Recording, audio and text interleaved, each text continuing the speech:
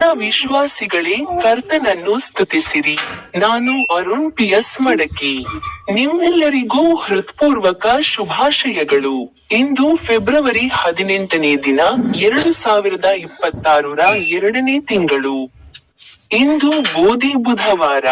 40 ಹಗಲು ರಾತ್ರಿ ಉಪವಾಸ ಮಾಡಲು ಪ್ರೇರೇಪಿಸಲ್ಪಟ್ಟವರಿಗೆ ಬೆಳಿಗ್ಗೆ ಅಥವಾ ಸಂಜೆ ಆಹಾರದ ಅಗತ್ಯವಿಲ್ಲ. ಅವರು ತಮ್ಮ ಬೈಬಲ್ ವಚನಗಳಲ್ಲಿ ಒಂದನ್ನು ಕುರಿತು ಮಾತನಾಡಿದರು. ಯೆಶಾಯ, ಅಧ್ಯಾಯ 58, ಪದ್ಯ 6ರಲ್ಲಿ ಅವರು ಹೇಳಿದರು, ನಾನು ಆರಿಸಿಕೊಂಡ ಉಪವಾಸ ಇದಲ್ಲವೇ?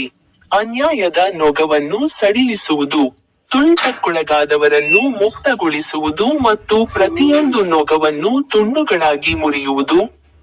ನಿಮ್ಮೆಲ್ಲರಿಗೂ ಹೃತ್ಪೂರ್ವಕ ಶುಭಾಶಯಗಳು. ನನ್ನ ಯೂಟ್ಯೂಬ್ ಚಾನೆಲ್ನಲ್ಲಿರುವ ಹಾಡಿ ಬಟನ್ ಅನ್ನು ಕ್ಲಿಕ್ ಮಾಡಲು ಮರೆಯಬೇಡಿ.